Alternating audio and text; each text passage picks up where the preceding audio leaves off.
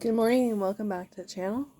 We're currently in the book of Judges, but before we begin our morning prayer, Father, as I read and receive your word, may it deeply be rooted in me, so when difficulty comes, it will be your word that encourages and strengthens me. Amen.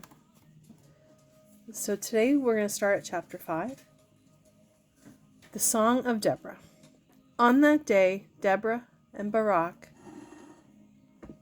see if I get any closer, and Barak, son of Abinoam, sang this song.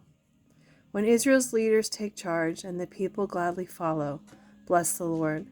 Listen, you kings, pay attention, you mighty rulers. For I will sing to the Lord, I will lift up my song to you, the God of Israel.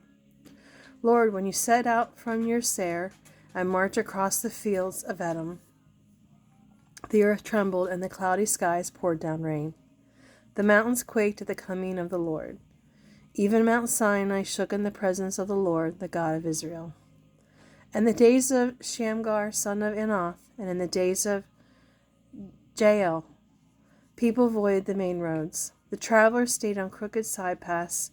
There were very few people left in the villages of Israel, until Deborah arose as the mother for Israel, when Israel chose new gods. Excuse me. War erupted at the city gates, yet not a shield or spear could be seen. Among 40,000 warriors in Israel, my heart goes out to Israel's leaders and to those who gladly followed. Bless the Lord. Excuse me. You who ride on fine donkeys and sit on fancy saddle blankets, listen. And you who must walk along the road, listen. Listen to the village musicians gathered at the watering holes. They recount the righteous victories of the Lord and the victories of his villagers in Israel. Then the people of the Lord marched down to the city gates. Wake up, Deborah, wake up. Wake up, wake up, and sing a song. Arise, Barak. Lead your captives away, son of Abinoam. Down from Tabor marched the remnant against the mighty. The people of the Lord marched down against mighty warriors. They came down from Ephraim, a land that once belonged to the Amalekites. And Benjamin also followed you. From Machir the commanders marched down.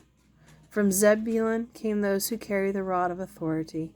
The princes of Issachar were with Deborah and Barak.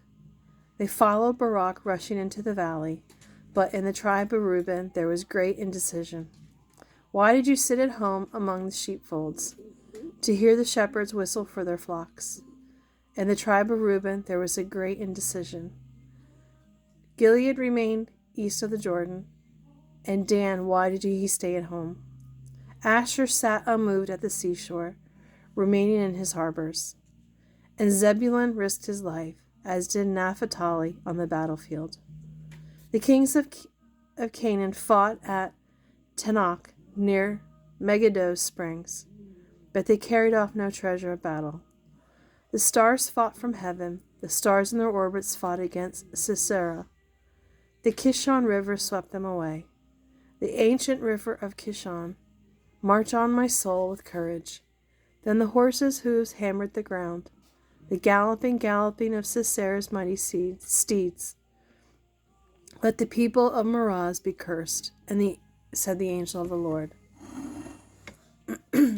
Let them be utterly cursed, because they did not come to help the Lord against the mighty warriors. Most blessed is Jael, the wife of Heber the Canaanite.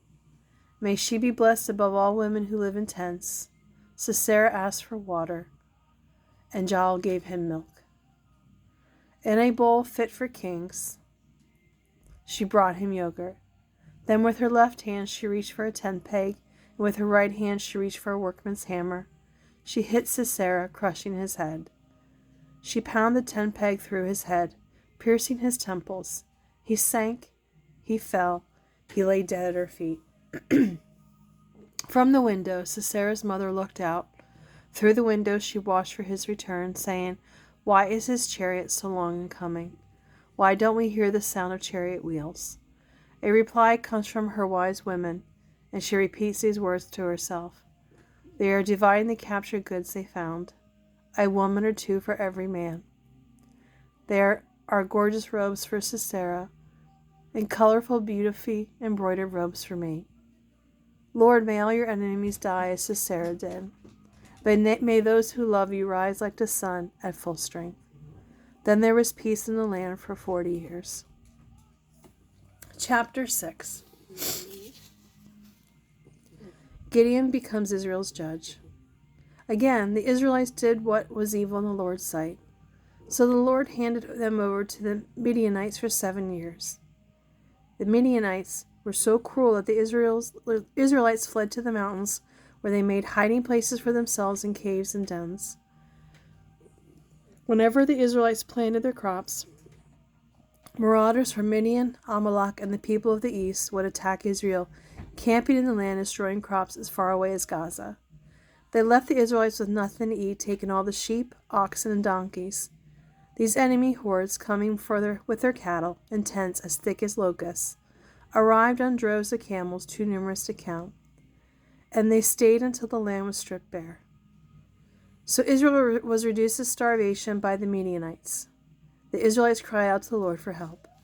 When they cried out to the Lord because of Midian, the Lord sent a prophet to the Israelites.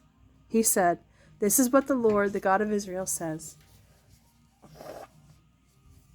I brought you up out of slavery in Egypt, and rescued you from the Egyptians and from all who oppressed you. I drove out your enemies and gave you their land.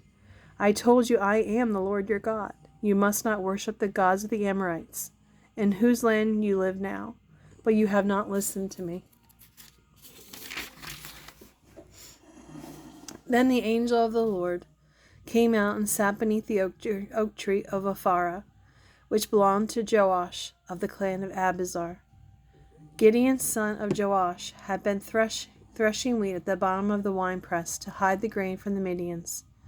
The angel of the Lord appeared to him and said, "Mighty hero, the Lord is with you." "Sir," Gideon replied, "if the Lord is with us, why has all this happened to us? And where are all the miracles our ancestors told us about?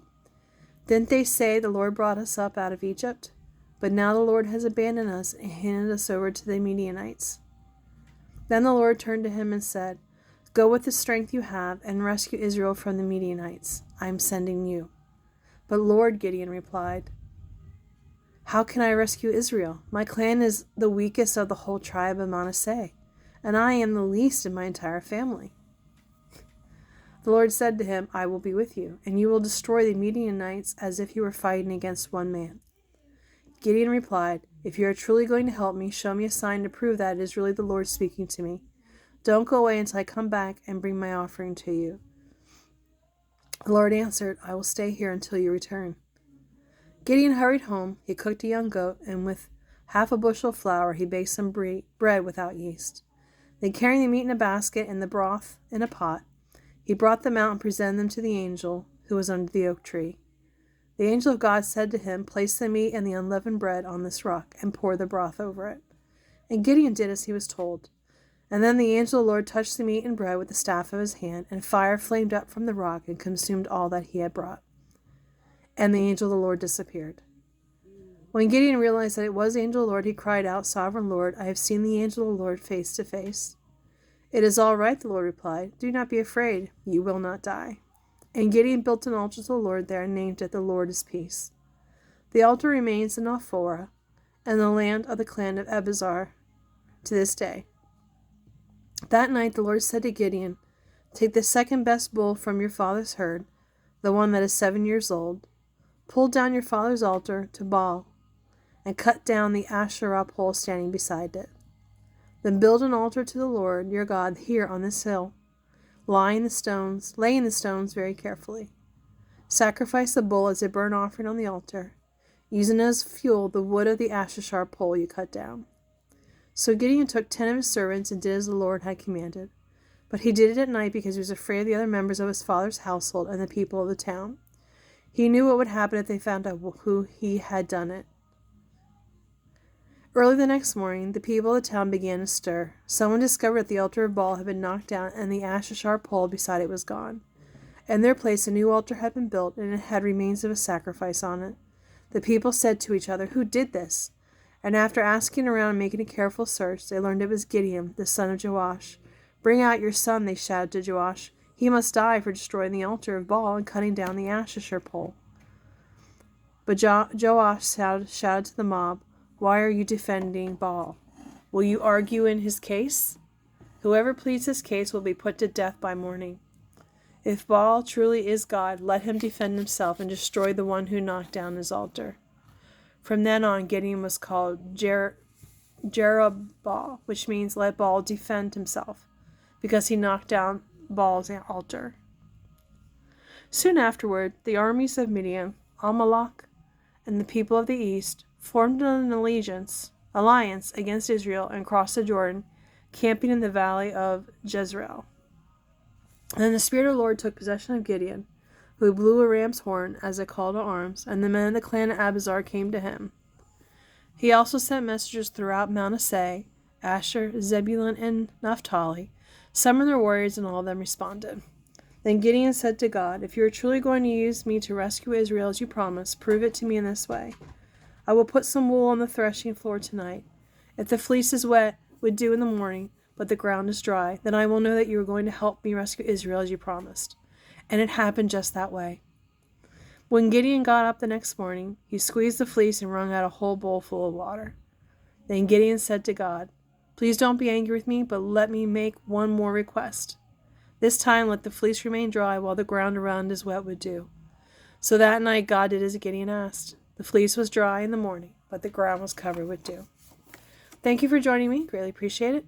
And I will see you tomorrow, where we'll go on with chapter 7. Have a blessed day.